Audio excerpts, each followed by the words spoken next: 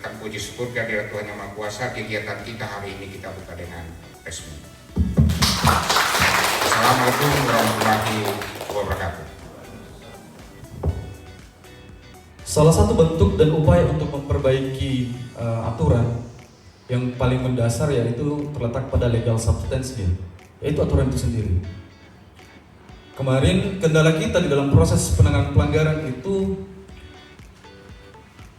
karena di rezim pemilu itu skalanya nasional, kemudian di rezim pemilihan itu skalanya lokal.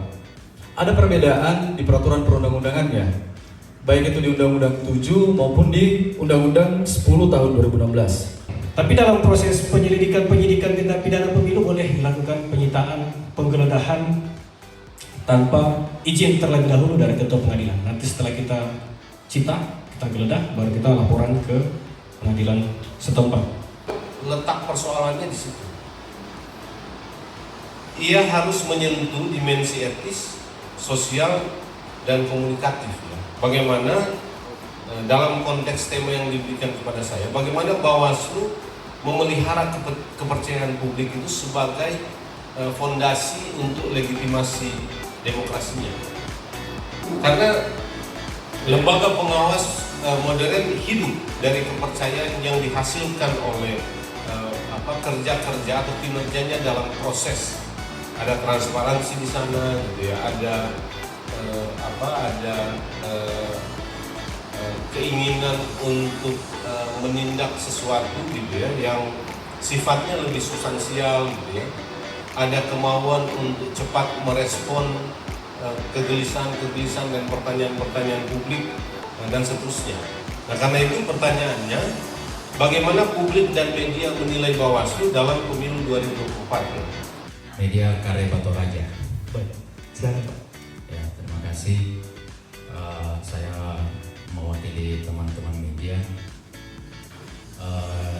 Kalau berbicara perspektif media soal evaluasi pemateri kelembagaan hari ini, sebenarnya apa yang disampaikan pemateri terakhir itu sebenarnya itu lebih dari sempurna untuk menyampaikan apa sebenarnya yang menjadi kegelisahan kami juga di teman-teman media. Saya hanya mungkin menambahkan sedikit bahwa apa yang disampaikan oleh pemateri terakhir tadi betul-betul itulah kondisi yang terjadi di dalam kemitraan bukan hanya di Bawaslu dan di media, tapi hampir semua kelembagaan. Apa yang perlu kita dorong ke depannya ini, bagaimana kita terus melakukan berbagai diskursus, mendorong berbagai NGO dan teman-teman pegiat pemilu dan pilkada untuk bagaimana betul-betul kita merekonstruksi regulasi yang ada. Kita harus menempatkan Bawaslu ini sebagai regulator yang kuat. Bagaimana mereka menjalankan dan mempunyai kekuatan bersama kepolisian dan kejaksaan untuk melakukan penegakan dalam menindak pelanggaran-pelanggaran yang ada terjadi di pemilu dan pilkada. Semestinya ada regulasi perlindungan bagi tenaga ad hoc di tingkat kecamatan dan di bawahnya lagi itu dalam upaya penanganan pelanggaran dan penyelesaian sengketa dalam proses pemilu dan pilkada. Seperti yang kami alami, biasanya kami di tingkat kecamatan, Pak, kami harus berhadapan langsung dengan masyarakat yang bersangkutan atau para pemain politik yang ada. Kalau dibilang intimidasi, ya sudah pasti ada. Kita juga bertemu dengan orang-orang